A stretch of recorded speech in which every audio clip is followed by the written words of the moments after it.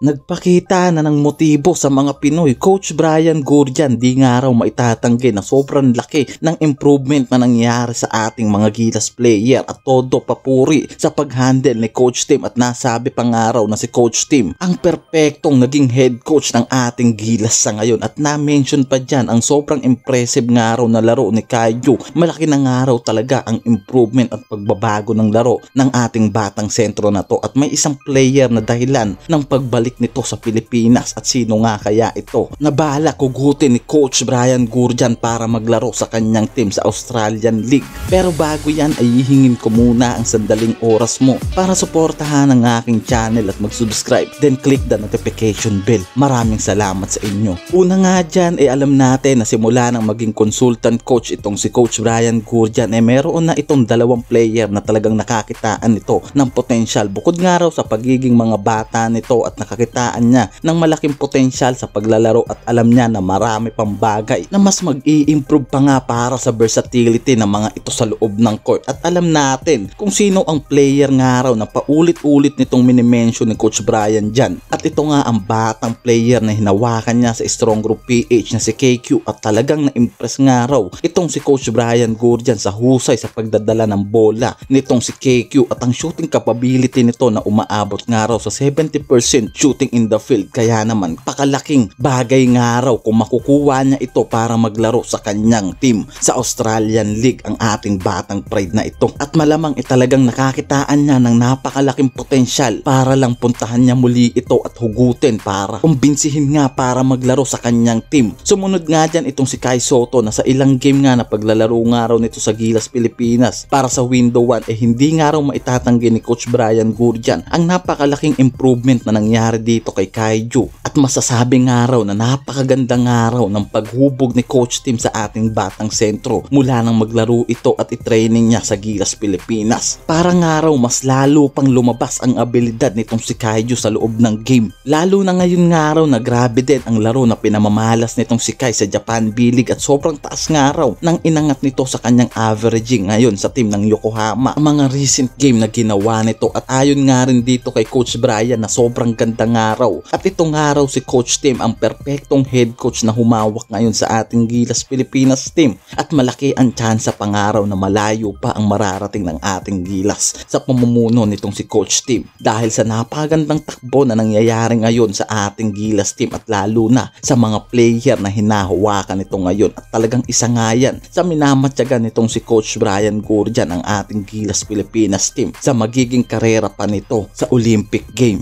at isa nga ang player na si Kai Sotto na talaga nga naman na kinabiliban nitong si Coach Brian Goorjian sa paglalaro at malaking improvement na ginawa nito sa kanyang pagiging sentro at ngayon nga bumalik nga raw itong si Coach Brian Goorjian sa Pilipinas dahil may isang player na pilit nitong kinukumbinsi para maglaro para sa kanyang team na Australian Boomers sa Australian League. Matapos nga nito na pumirma at mag-sign ng contract bilang head coach sa team na ito, balak nga talaga nga raw nito na hugutin ang player na sigurado siyang malaki ang maitutulong para sa kanyang team sa NBL League. And no doubt sa player na balak nitong kuhain para sa kanyang team dahil una pa lang alam na natin na interesado talaga ito sa ating batang player na si KQ at malaki nga raw talaga ang potensyal nito para maglaro sa kanyang team at malaki ang maitutulong nito oras nga raw na maglaro ito sa kanyang team at talaga nga raw na una pa lang ay na-impress nga raw talaga siya sa pagiging mahusay na guard nitong si KQ mula nga nang maglaro ito at magpakitang gilas sa Strong Group PH natin at ang magandang height nito na nakakatulong para maging mahusay nga raw na wingman ng Strong Group. Kaya naman talaga nga naman na una pa lang napakalaki na ng tiwala ni Coach Brian Goorjian dito at talagang balak niya itong kuhain at huwag nang pakawalan para maglaro sa kanyang team. Ang ating batang pride ni si Kevin Kiambao ang talagang nga naman na napipintahan nito na malaki ang maitutulong sa kanyang team sa Australian. Yan lang naman, maraming salamat sa pagsama para pasukin ang buhay ng may buhay pero buhay ng ating mga idolo. Maraming salamat sa inyo.